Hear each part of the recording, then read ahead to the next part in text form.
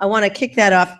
I'd like to kind of start this by saying, do you agree? Is advertising going to become even more important in that era? Yeah, free is always good. So I think, consumer, I mean, there is a tendency amongst, and I don't really have the numbers to quantify it at this moment, but some people really do like subscription VOD type content that's not ad supported. And so there is a kind of counter tendency going on, but you can't beat free. So there'll always be some ad supported content.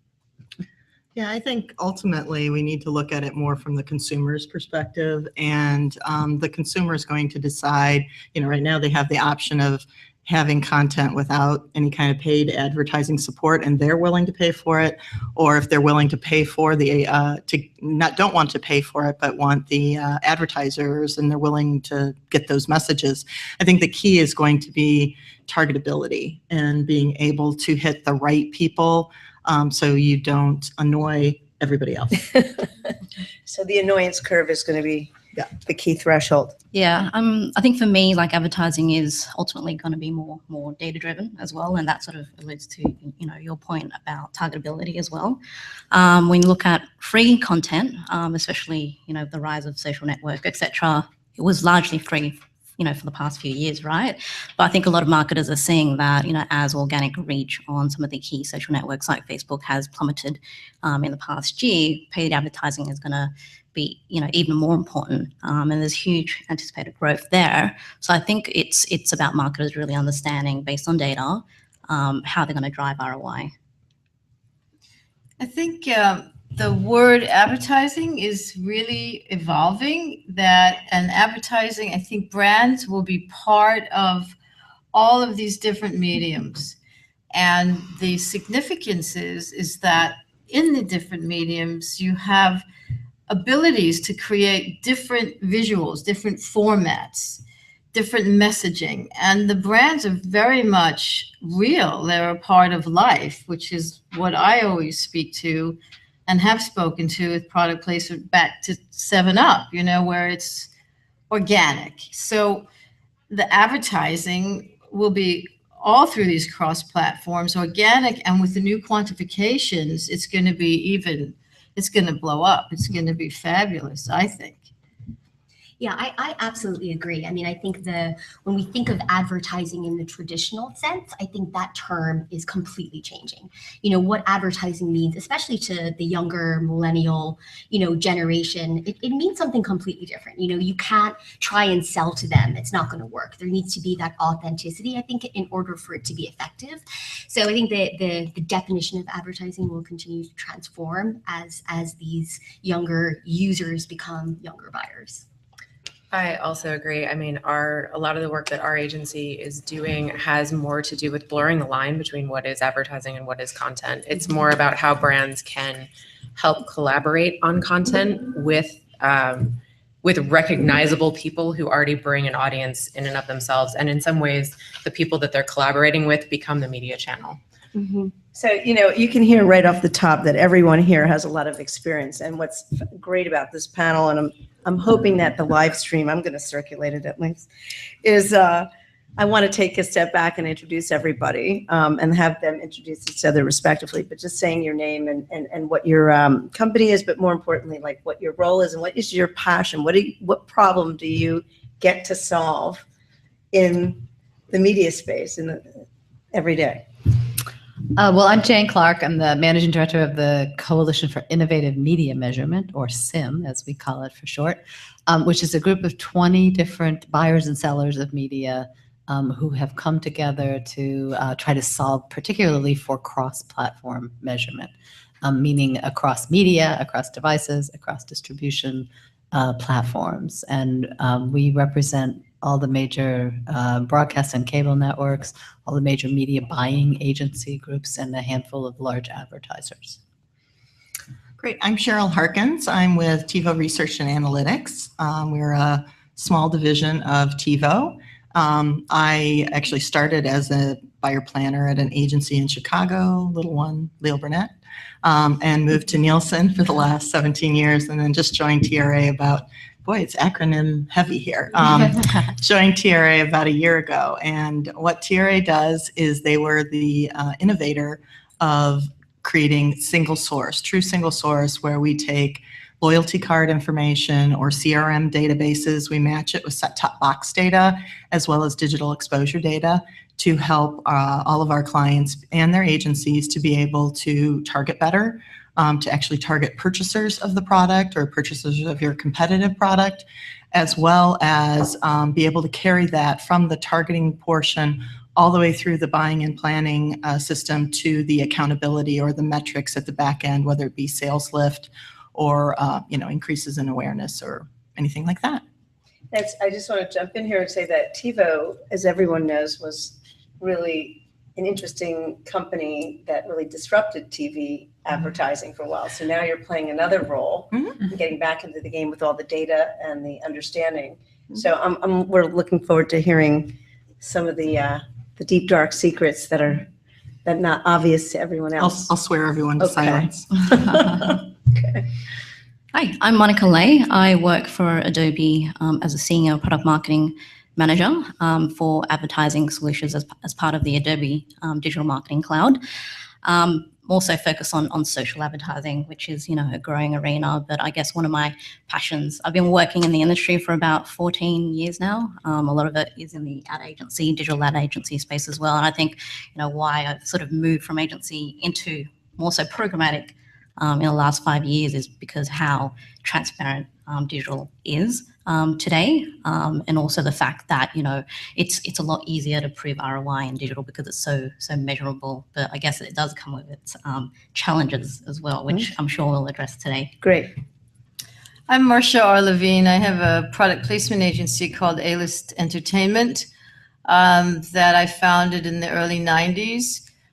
Did product placements such as Duracell and The Matrix, Dr. Pepper and Spider-Man, and love this woman here because she was with Nielsen, who gave us third-party quantification, because all the ad agencies used to say to us, oh yeah, poo-poo you, you can't quantify, you forget it.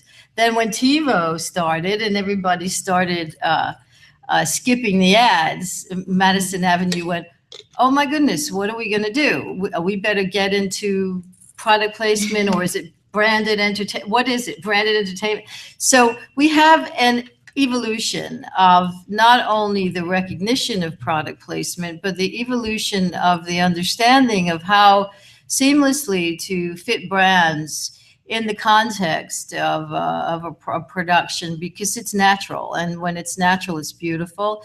And now we have engagement, which is even more beautiful. So I just love what's happening. My name is Julian Gutierrez. I'm an engagement director with Huge. Huge is a full-service digital agency. We're about 1,000 people worldwide. I'm based here in the Los Angeles office, and I oversee the clients in our LA office. We kind of look at it from really every different angle in terms of representing our clients as well as representing our users. Oftentimes we find that our clients are both content creators as well as publishers. So with that comes very different challenges and very different opportunities. And those are the types of things that we're trying to solve. On the user side, you have the annoyance factor of the traditional ad in a digital medium, and definitely the need for, I think, what both of you were talking about in terms of having that branded experience that makes sense and adds value and is kind of meant to be there, or feels like it's meant to be there. So we're looking at it from all of those perspectives. And so who are some of the key clients that you work with? We work with a lot of entertainment clients here in LA, of course. I've actually spent the last 18 months focused on entertainment. So we've been doing a lot of strategy design and development for TV everywhere type of experiences. We worked with HBO and did the strategy and design development for HBO Go several years ago. And yesterday we launched Simpsons World, which is super exciting, which is the Simpsons TV show, which is a cross-platform experience, kind of the digital evolution of The Simpsons, and brings all of the episodes to you fans on demand. That's great. We also work with a lot of automotive clients in the LA office, as a lot of people do in LA. And then we've pretty much every other sector covered, depending upon where the office is. Okay, great. And I'm Suzanne Hayter. I'm the Chief Digital Officer of Select New York. We are a global full-service agency as well. Although my title is digital, we normally work with brands that are in the stages of moving from sort of smaller cap marketing, firms that are $100 million in sales, trying to sort of make the jump to be more like in the $500 million in sales range. And there's a really crucial moment where you have to completely rethink about how you do marketing. A lot of them are in the stages of looking at partnering with outside investment firms to help them make that transition. So we often answer to multiple sort of packs of stakeholders as we're doing our work. Our engagements usually last a year or longer, but we've had a lot of our clients for over 10 years. So it's we get pretty neck deep in terms of business consulting in addition to doing marketing stuff. So I would say that when we do creative work, it's not so much about I have a pre-thought out marketing plan as it is I have this much money and I know that I need to be able to make this much impact in this amount of time. How do I spend it? So we're really freed from thinking about things in terms of just straight up numbers, and more free to test and learn in a lot of cases to be able to get these brands into the hyper targeted places they need to be able to turn their business around and build audience. Suzanne, who are some of your customers? Sure. We work a lot with fragrance and beauty brands, including Coty, including some Estee Lauder brands as well. We also work with St. John, Procter & Gamble, most notably Fekkai. We just did a relaunch for them in January. And St. John, Carrera, a lot of brands. And again, we are global, so many of them in Europe, and then we do the worldwide communications for them as well. I almost want to ask who's in the audience because it's no, but I just want to ask how many are very actively involved in either content creation and or how about ad tech, or advertising and placement, and I don't know which one I finished. yeah, huh? Both. I test advertising for film and television and content. Okay, and what's that second row all about? We're USC students. Oh God. Okay, professor. The future Okay, is here. This is it. Okay, In so we're gonna have- communications or business or which area? Communications, advertising. Okay. All right, so this is a great education. This is honestly a great education. So I want to just start off and just say that amongst ourselves, let's have the dialogue a little bit about if advertising is changing, we're all going into cross-platform. What are some of the key challenges? And one of the first challenges is obviously creating the creative for those types of multi-dimensional connectivity experiences. So do the agency gals want to weigh in a little bit on what the challenge is when that customer comes in and says, here's my budget, and you're developing a strategy for them creatively. How much do you push into TV versus your instincts on online versus mobile? How do you do a 360 look at that for them? As in divide where they should be. Or just try to figure out what makes sense? I think I'll just Yeah, kick go for off. There are a lot of challenges, right? Because it's so complicated, it's so fragmented, and it changes every single minute of every single day. So you're kind of it's like a moving target in many ways. I think one of the first challenges we're presented with is what are we measuring and why? There are a lot of different types of KPIs that you can measure against. And there's a lot of debate around what is the right KPI? How do you actually know if you're really being successful? Are you looking at brand metrics? Are you looking at clicks? Are you looking at video views or total views? Or, there's so many different ways. And again, that even grows as days go by. So I think the first thing to do that we're trying to do is really collaborate with our clients and nail down really what that true metric needs to be. And it isn't always the obvious ones. We'll start with the obvious and we'll start to kind of peel the onion back to figure out what it is that they're trying to accomplish and, what KPIs are best to kind of match to those objectives. And they're always different. Yeah, I think the big challenge for us is just that it's so we do some media planning in-house, the digital media planning, but it's been hard for us to work with traditional media planning partners just because our clients are being in fashion and beauty. So much of the way that plan comes together has to do with the quality of the media vehicle, and it's not just a numbers game. It's very much about who are we rubbing shoulders with when we're in this vehicle. What does it mean for us to be there? How long will the impression last? Not just will it count? And I think we often find that we have to educate the media planning people who are brought to the table as like, this is our buying vendor. We often have to sort of do a lot of onboarding for them to almost get them into the moment of thinking of media planning as a creative endeavor as much as a numbers endeavor. Right. So I mean, the data is super important because at the end of the day, that's how you get judged on success, especially when there are investors involved. But and again, fashion and beauty is a very distinct space, but then when you actually do the measurement afterwards, when you survey to find out, has this brand risen in terms of prestige, it has a tremendous impact. I can't overstate that. I mean, we've seen with good media partners who understand the value of sort of the branding aspect of it, twice as much lift as ones where we've just been told, like, fill out the sheet of what assets you have and we'll put them in the right places to get you the exposure. So it's that sensitivity is super critical, especially for brands that are in the middle of a turnaround. Yeah. Yep. And Marcia. smaller brands too. Yeah, because they exactly. Don't have, They don't that's have huge a budget. You see, this is Yeah. what we were always speaking about when we started in the 90s, when there were just a few of us. We would say, okay, you have your quantification from Nielsen, which was at that time just advertising, and it didn't do product placement quantification.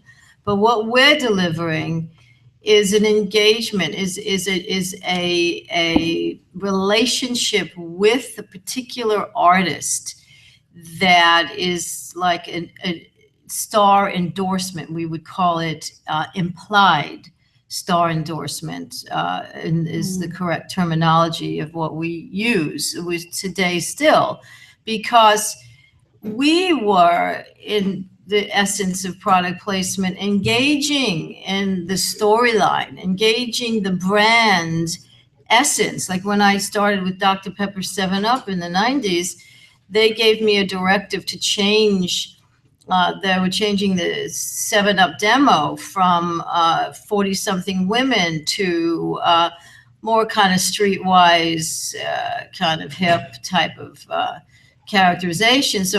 And they weren't that concerned with having the 20 million viewers at that time, is what a lot of top network shows got. They were more concerned with hitting the right target market. What did that mean? That meant the association with the character. And I think that addresses what you're saying.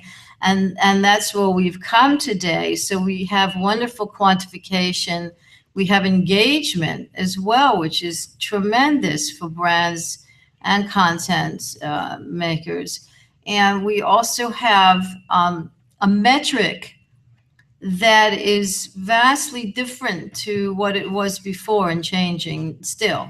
Right, but I think what's happened too is that as the consumers have moved across platforms, and then the content creators have wanted to invest in more content that goes across platforms, and they wanted to then bring along their agency and advertiser partners to help them to support and monetize that content as it goes across platforms.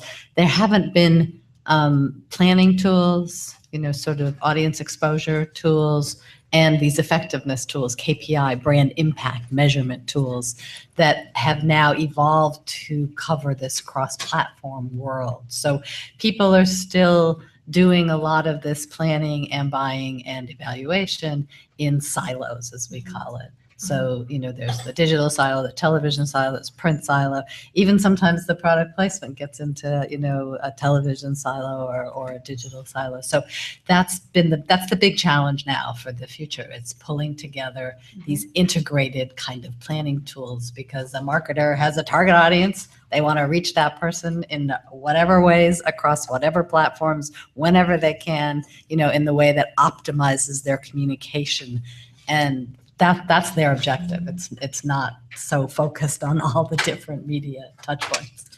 I think the fact that you have multiple agencies that focus on one specific thing, as a consumer, I don't go, oh, today I am going to go use my digital device to go and you just go with whatever you have at the moment. And I think a lot of times we lose sight to Jane, to your point about silos. Advertisers have those silos, agencies have their silos.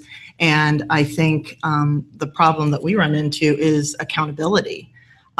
Nobody wants to change the KPIs. If they're going along and working really well, we've had an issue with brand managers just wanting to stick with the KPIs. Now, if I all of a sudden switch my target to a purchaser-based target and I do less or, on the downside, then I'm going to get dinged, and be held accountable for that. So I think some of the change is going to have to start from above, and understanding that the management at advertisers need to promote the idea of trying something new and something different, and to keep the consumer as the ultimate focus, and look at video, not at TV versus digital video. It's so the video. platforms become agnostic in a sense, even though they're all going to be a collection of viewers, as I call it. And, and the more interactive the medium becomes, is a term we coined a long time ago, because there is a level of engagement. The word engagement is a little bit overused in some ways. The issue is if you're watching versus if you're actually doing something. And the engagement factor means how long are you actually going to retain this, and how often are you going to revisit it? And, there's just a lot of really kind of basic things that don't change irrespective of the device that you're using. The content has to be fashioned for that. And most people are not just doing one thing. I mean, Right. if we ask the second table, Right. what's the one thing that you happen to have with you whenever you're watching television or you're out at a bar or whatever? I have a 24-year-old daughter. She can do 3 things at a time. So, I don't know that she retains any of them, but she certainly doesn't, that Charlie Brown, wah, wah, wah, that's what she hears from me. But, she'll be listening to music while she's texting someone while I'm trying to have a conversation. And she can respond to all 3. So it's amazing what a consumer can do. So concurrent usage of different devices is important to understand as well. And while they are doing 2 things together, it's not always that they are researching the program that they happen to be watching. They're checking their Facebook page. They're, It's very reading distracted blogs. viewing. Yeah, it's beautiful for everyone who has HD.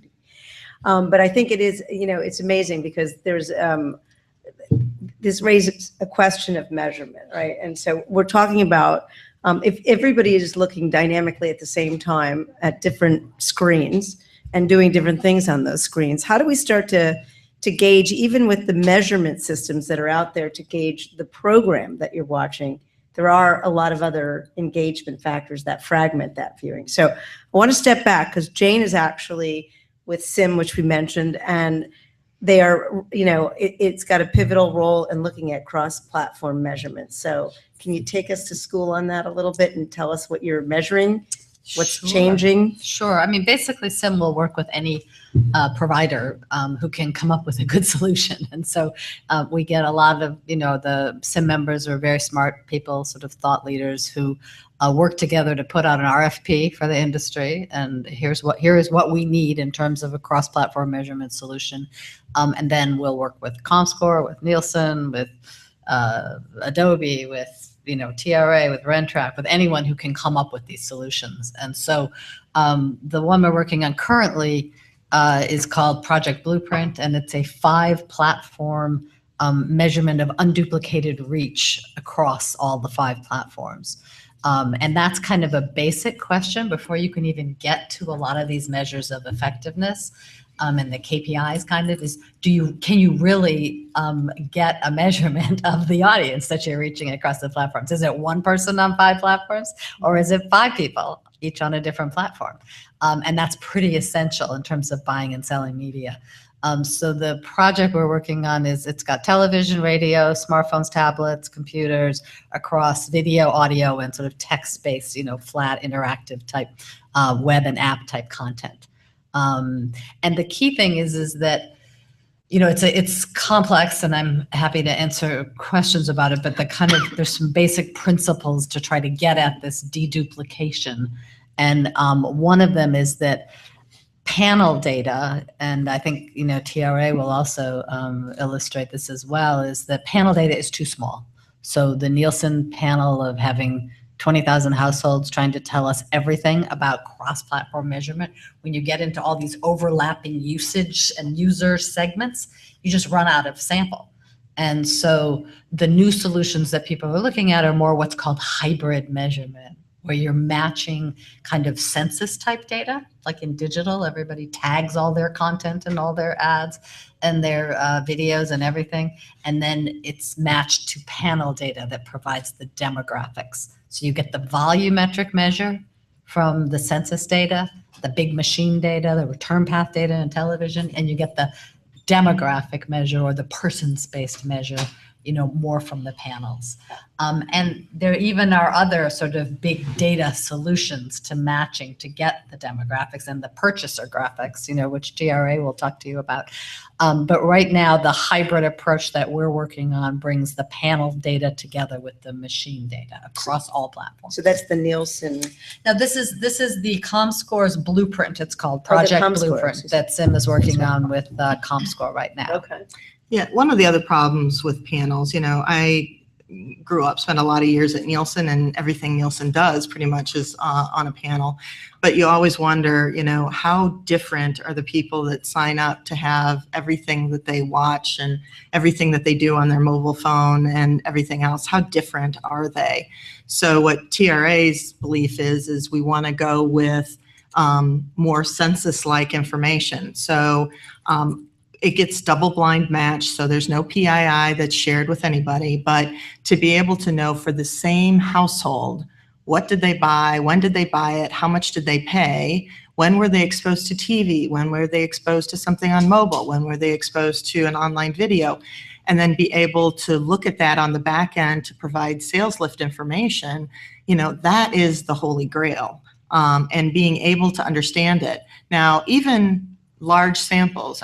For example, we take in about 16 million loyalty card holders, and we're adding another 25 million in the next couple of months. And then we have, more than 6 million set-top box providers, and then we take in either ComScore or Datalogix information for the digital exposure information. But you still come up with, a three-way match with Datalogix is 267,000 homes, which sounds a lot considering Nielsen uses 25,000 to do their currency metric.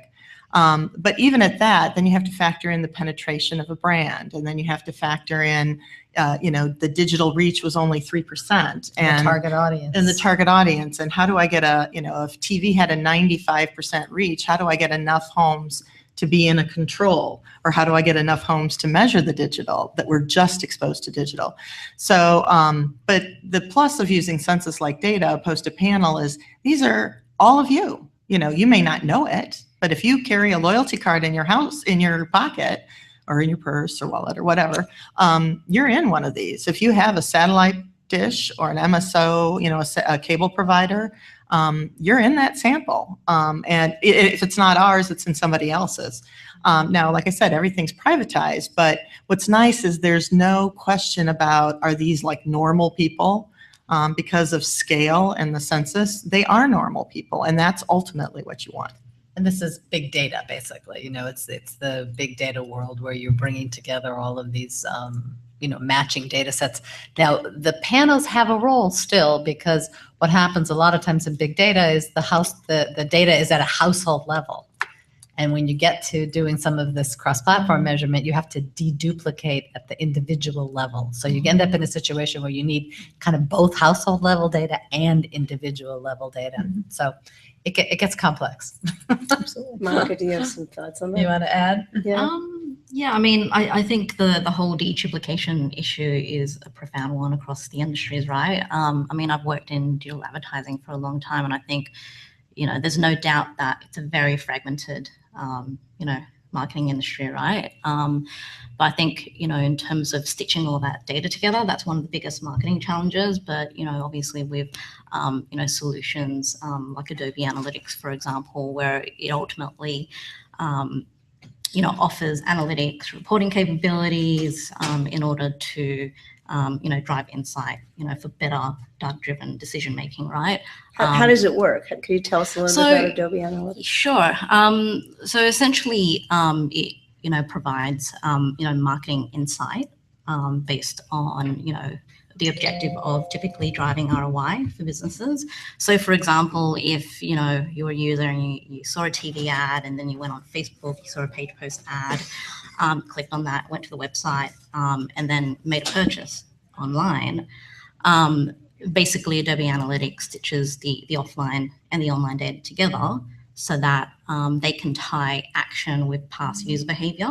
And from that method, it provides marketers with a more holistic view of the customer in making more well-informed decisions on where to allocate budgets, whether that's more in TV, online, search marketing, etc. as well. And what I'm seeing in digital advertising industry, as we're talking about analytics and big data, is that there's probably going to be more of a convergence between advertising platforms and also marketing platforms, where there's a lot of that big data and analytics data. When you look at digital advertising in particular, like a lot of marketers today, as well as agencies as well, they're very used to buying upper funnel metrics like impressions, clicks, engagement, and they will optimize that towards a conversion goal.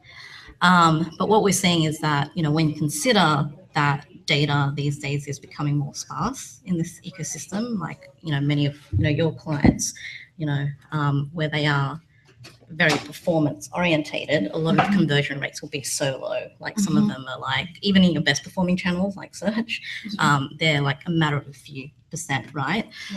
So I think where it's moving is more of a convergence between ad tech and marketing tech, and clients as well as agency having to look at other metrics, richer metrics, like time spent on site, how many page views you've visited, and tying that middle funnel data into the advertising ecosystem as well, so that you can essentially use more data signals and early data signals that actually correlate with what your desired KPIs are to better make those informed decisions, so that which media placements are working the best and which creative content is working the best as well. And you mentioned something about social. Is Adobe, you got a sweet spot with looking at social?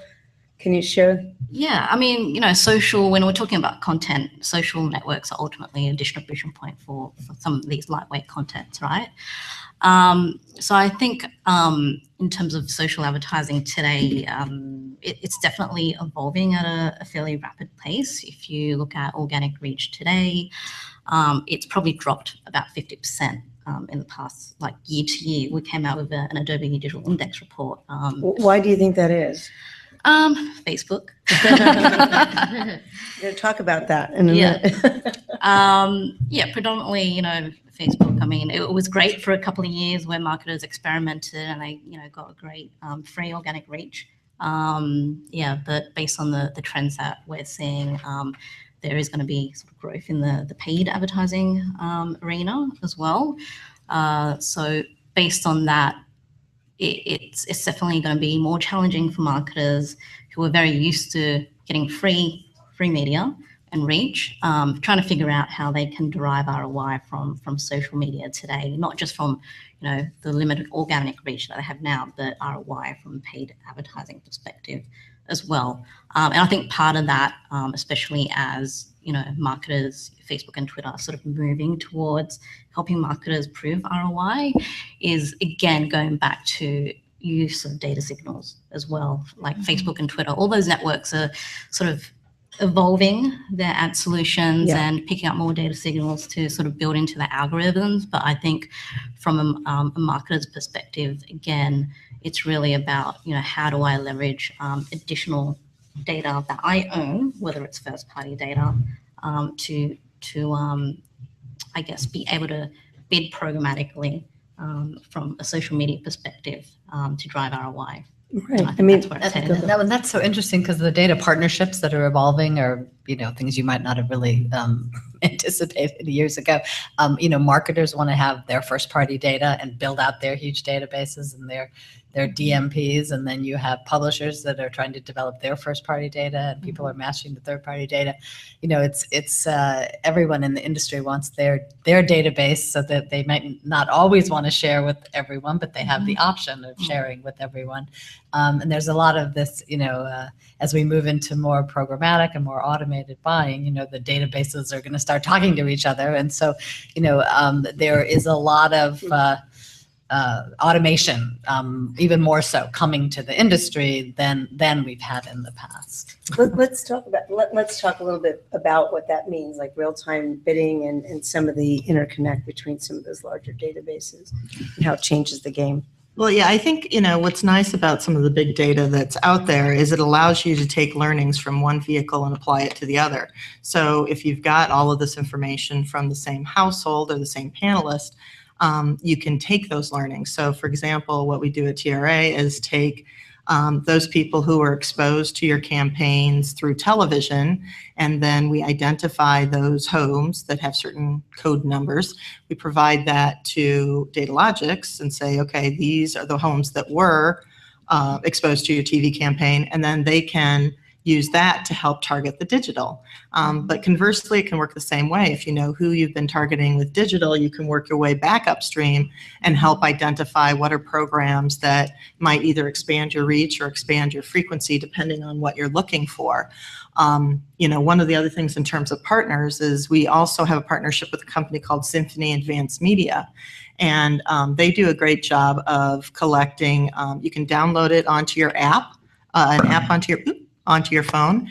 I talk with my hands. I'm not Italian. I still do it.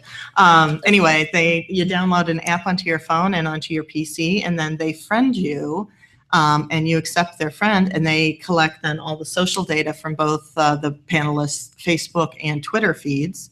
And then TiVo owns a company called Digital Smiths, where we can take that information and then we're going to try to mine it to be able to help advertisers understand what's going on across all of the different platforms that are out there, as well as social, to try to bring it all together. Yeah, it's a great company, by the way. If you haven't been introduced to them, Sim did the first trial with Symphony Advanced Media about a year or so ago.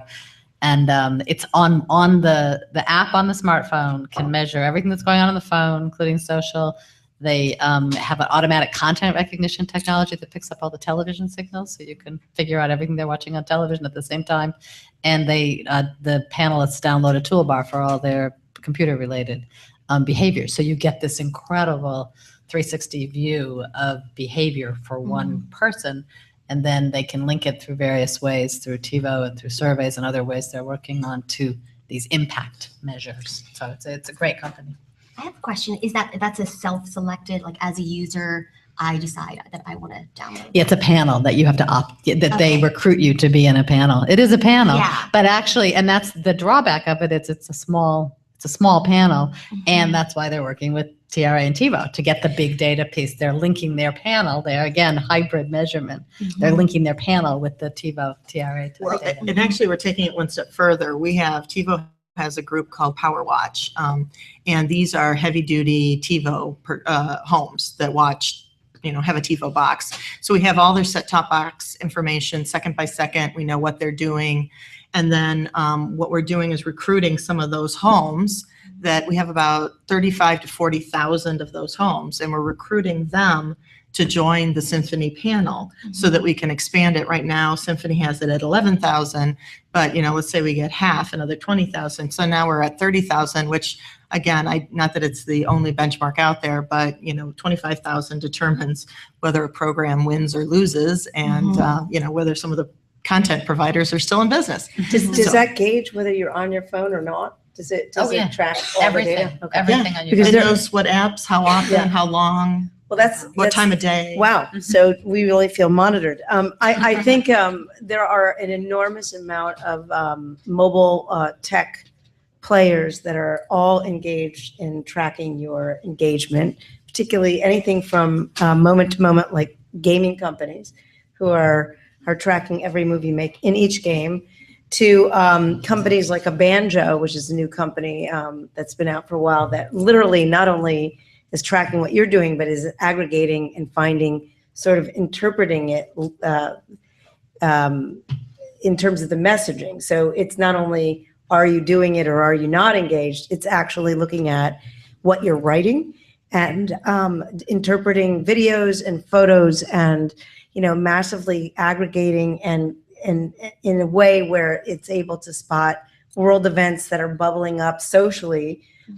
In like the Ukraine or Egypt, they were one of the first services to really identify what people were actually saying and messaging. And so there is going to be a very fast path over the next few years of being able to aggregate and then disseminate all these data points. And the question is, that makes it even harder and better, or more difficult in some ways, to know what to do for your clients, right? There's going to be services out there that really know a lot. And so the question is, how does that inform the creative process still, right? Of knowing who to hit where and when. It's still, you have to come up with the messages for it, but you're going to also learn from the messaging components of these services as well. So it's not just on the data usage, but it's the content of what they're communicating. So it's another level of experience.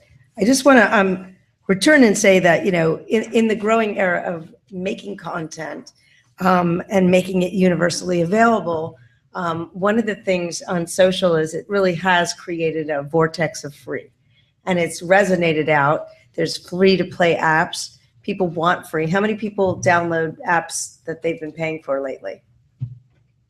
Right? You're in the minority, certainly in the millennial category, right?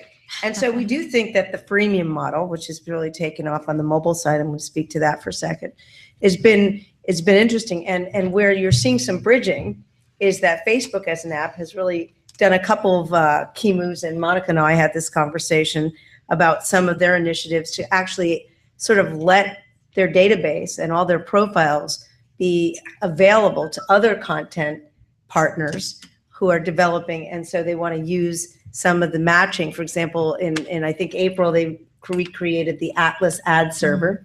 And feel free to jump on if you want. But the Atlas server is going to allow you to take any names and lists and phone numbers and map that sort of anonymously, but really understand who you're actually targeting to. So it moves away from that aggregative anonymous user to, I actually know that Monica's on or Marsha's on. And so I'll be able to kind of really tune up my database and know who I'm marketing to. So those tools are coming out, whether we like it or not.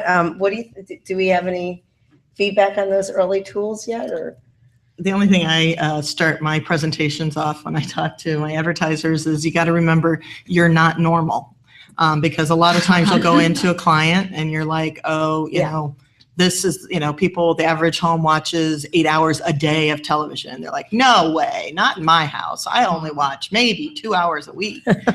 You're not normal. The key is most of us probably have, especially the students have gone to college. But the fact is that, it's like 30 to 40% of people have actually gone to college. So that's just my little thing, is remind your clients and the people you're talking to that if they don't find it funny, they're not normal.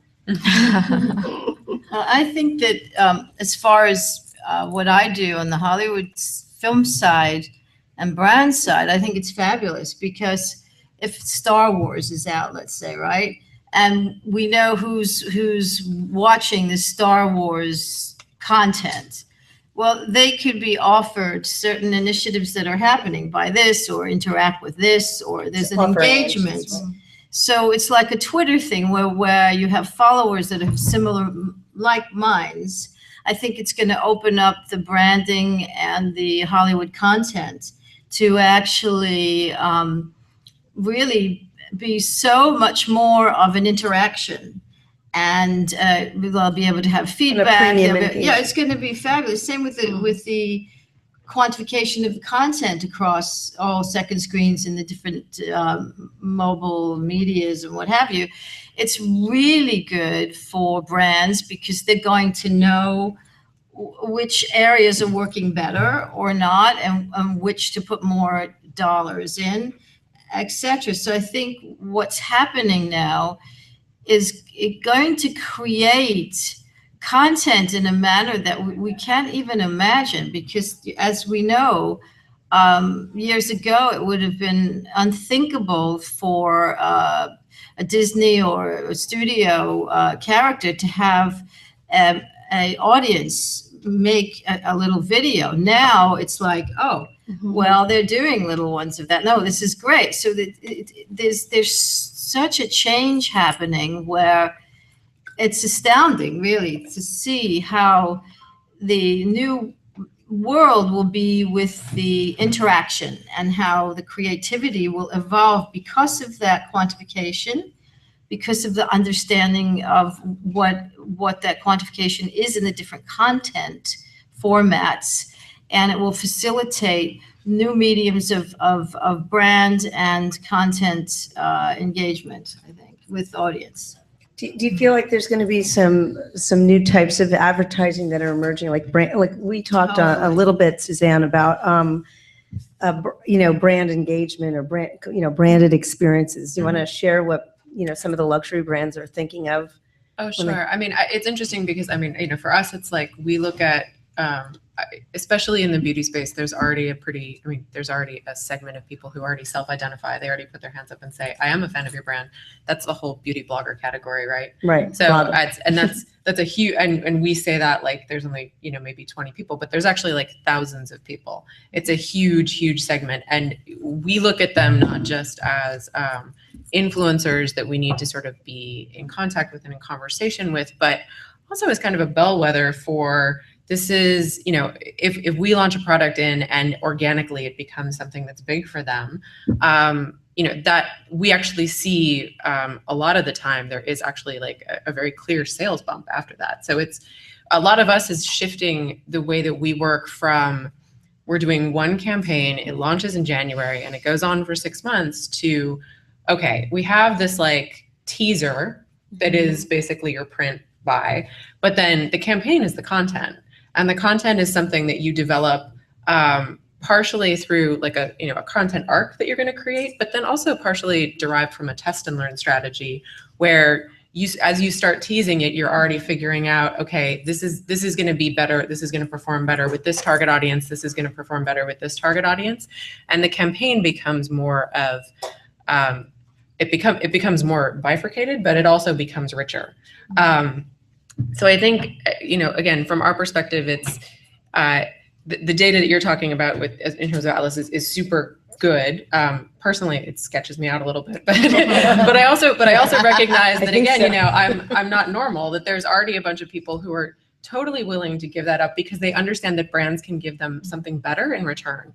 I mean, if I'm a hair care brand, which will remain nameless, and I want to throw a party for my fans in New York City, the cynical person in me is going to say, well, it's just going to be the same 50 people that go to all the parties in New York City who are beautiful.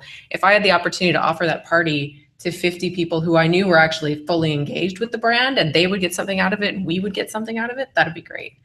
And that blogger community is an interesting multi-channel distribution scene, right? Yeah. And most of those folks don't have the budgets or the connections with sponsors that they require to make their opportunities, their revenue enhanced. A lot of it is that they're relying on Google or YouTube, excuse me, to get their 55%, and with Google taking 45% of the revenue. So in a lot of cases, it's interesting to see how that whole blogger or vlogger ecosystem from MCNs could really benefit from connectivity to sponsors and branded experiences. They do get a lot of product. So that's like a product integration experience and recommendation or review process. But I don't think they get the money up front it's not that easy for them to connect with that brand and then create a sponsored channel. It's way easier now. There's a lot of firms that will absolutely negotiate those deals on your behalf in the same way as a media partner.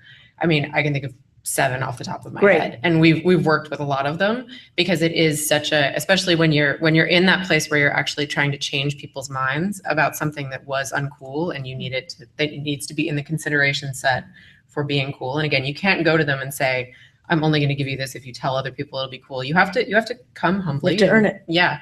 The only other thing that I just wanted to throw out there is reviews are a huge data point that actually in many cases make more, those are probably more important to a lot of our brands than Okay. just straight up engagement interaction, because if you launch a product and all of a sudden, you know, on an Amazon or a Birchbox, you're generating 20,000 reviews, again, that's a place where we actually see that there's a lot of correlation with sales data. So I have a question for, is it okay if we have Absolutely. questions? This is It's really for absolutely. more the agency side, there are paid bloggers out there. Oh, yeah. And, just like I think it was Yelp that got into trouble because they were only putting the positive ones on top and burying the other ones. Do you think that consumers are going to get, hip to what's going on and trust social less unless it's they already directly from their They already friend? are. Already there. They're already there. They're definitely there. I mean, bloggers who do too many sponsored things, bloggers who are, are just basically pouring it out, for lack of a better word. I mean, there's, Shills. like it's a very quick, very drastic turnaround in terms of when people go from, this is somebody that I admire, who is influential to me, to, oh, this person's just doing it for money now. I mean, you have to be careful, right? I mean, it's your brand. We hear people talking about Facebook as like a marketing channel now. Like it's almost like crossing that point of being a social network, that where it is organic and authentic to just being, I know that when I go there, I'm getting a lot of marketing. And there's a lot of distrust around that, like yesterday, there was a sponsored ad, for example, and 5 of my friends had liked it. And I looked at it and I'm like, I just know those 5 people would never have liked that brand, like that just doesn't make sense to me. So, I think it's a really big challenge. I think we're seeing a lot of changes in the perception of how people feel about advertising and how they react to advertising. And we know that there's a lot of blindness to it. And, it's I think from one of the challenges we're seeing is like the measurement conversation is a lot about still measuring the traditional way of advertising. Right. And those two things are kind of 2 different worlds, and they're not yet syncing together. And it's hard because, of course, like you said, that the content is always changing and it needs to. And the idea of creating one big campaign that covers a whole year and does X, Y, Z, and you have it all set up at the beginning of the year is obviously changing as well. So it's kind of getting brands to see that and work with that very dynamic, iterative experience rather than trying to do everything all at once. And you need that level of, you need the ability to change, to learn as you're moving through it and do something that you've never done before, like what do you do with Snapchat, for God's sake? I mean, what are the opportunities there? And, we're seeing, the data is amazing in that it helps you identify, I think, connection points that you may not have considered ever before. For one of our automotive brands that we're a social AOR for, we saw that a TV show, which is like one of the most talked about TV shows in social, had a very strong correlation, which you wouldn't even think of it if you knew the TV show and you knew the brand, but the data was able to tell us that. And we were able to do a very interesting kind of unique product placement kind of experience and then tying in digital as well. So that's a very, custom type of solution. And you got to do a lot more of that now than you did before. Yeah, and I think you're seeing that data, it's not just used, for media optimization. It's used a lot more for creative optimization and for creative ideas. There's so much that you can do that, data is becoming a skill that's actually needed by people on the creative side, as well as what used to be more considered, people more on the quantitative side. So. I also think from you mentioned Facebook before and how people are becoming blind to that. But I think one key thing is that there is also pressure on, marketers and advertisers who invest a lot of money on Facebook, from networks like, Twitter and Facebook to actually develop engaging content as well. Because no matter how much money you throw at, aggressive bids on, showing your ad to a specific audience. If your content's not engaging, you're not going to get visibility. So I think that's sort of a good medium as well in sort of controlling that. But, essentially that's why, there's been a huge focus on page post ads and, a lot of pressure on Facebook on advertisers today, especially because they're paying for it now, to ensure that their content is relevant. Cheryl, were you going to say something? No. Okay. I'm good. Okay. All right. I wanted to open it up for questions. Okay. Does anybody want to address anything to the panel? I'm a content creator. I write for TV and film, and I'm just launching a YouTube show in February. I wanted to know if someone could talk about monetization specifically with YouTube, and someone touched on Facebook. I'm just wondering how that's going to play into the numbers that now people are requesting for. What's the show about? It's about coffee. So 90 second coffee video, coffee around the town, and there's 16,000 coffee places in LA. Wow. So I go from LA to Las Vegas. Cool. And you're wired, I guess, right? So, Well, that's a targetable category now. Yeah. Coffee drinkers, coffee users, coffee shop Aficionados. visitors, coffee aficionados. all right, Yeah. let's solve the problem here. Are you asking about how do you monetize your show on YouTube? No, not how. It's just like I kind of want to be aware of, what's available. Where's my goal? My goal would be to get, 10 million or 10,000 viewers. And I'm going to launch it on YouTube. What is your Well, are you trying to monetize it through advertising, or is there a particular? Is there a goal to make money out of it, or is there a goal to support something, or?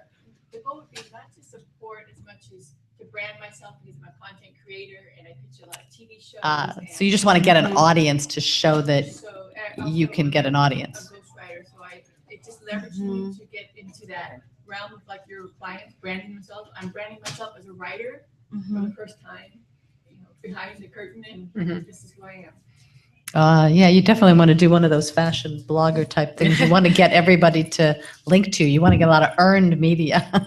Yeah, I mean, so subscribers are really, I think views are important, but subscribers are really the nut to crack, because once you have subscribers, then you're viewed as having an addressable audience that you can re-engage multiple times. Fans. Yeah. And with YouTube in particular, they, my understanding, having spoken to them from the other side, is that they have incentive programs in place for people who reach certain subscriber. So if you, I forget what the numbers are, but I think it's 500,000 subscribers, or maybe it's up to 1 million. Right. They'll let you use their facilities to film things. And then you then you can sign up with some of these networks of people who will basically help you broker deals with brands. Are you with what you call an MCN? Do you know what that is? Okay, so MCMs are the group that are sort of like the farm league of anybody who's originating a concept series to kind of get some coverage. So they're like the first group that can help you get some penetration through social by embedding certain concepts within their whole network of other players. They'll introduce you, and it's What's like it stand for? NCF? MCN is multi-channel network, which, by the way, is sort of a West Side, not West Side, an LA type of initiative, which is sort of an agency model, but without all the bells and whistles, because it doesn't help you actually do social marketing, and it doesn't actually help you drive advertising or secure sponsors for doing your program. So it's sort of a very slim value set of things, but it is sort of the first thing that I'd recommend that you do. And I think at the end of the day, finding a sponsor for it, whether it's product placement, if you're, aligning with Starbucks, if it's funny enough, sometimes it's scripted, people can get more of a sense of the show itself and be behind it. Whereas if it was sort of an ad hoc, I'm flying in and there's not an agenda, then, you could start to garner some small degree of sponsors. There's a lot of companies out there that will, like Endemol and Maker Studios, that start to ferret people out, but they do also have a nascent program for people that are just starting. But she's also got a built-in support and fan network in the stores themselves. You have those Yes. physical stores. They may have mailing lists, email lists. They may have things they could do for you in the store to generate traffic, What you want to do if you want to build an audience and show you have fans, you want to generate traffic, get people to go and watch this. And they have an interest in getting people to go watch it because it'll bring more traffic to their stores. So I think you could work really well with the people that are featured in your video. And further down the line, maybe not in February, but you may want to tag your content as well. So people like the ComScores of the world or Datalogics of the world can tell you who are you attracting, from where, give you a lot more metrics that you can, when you go to sell yourself and any of your ideas, these are the types of people that your ideas are attracting. Okay. Yeah, I'll just mention something that's kind of related to that is you think it's kind of obvious that, in the digital world, it's actually easier for kind of file names to be kind of consistent and people to have tagging and to kind of be able to find all the files and everything.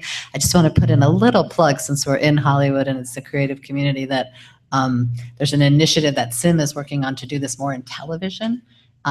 Where the Entertainment ID Registry is something that the studios have started to actually register content across any platform. But the problem really now is in linear television that the content owners have to start kind of using a common metadata standard for labeling, calling the files the same thing so everybody can find them across the ecosystem the same way.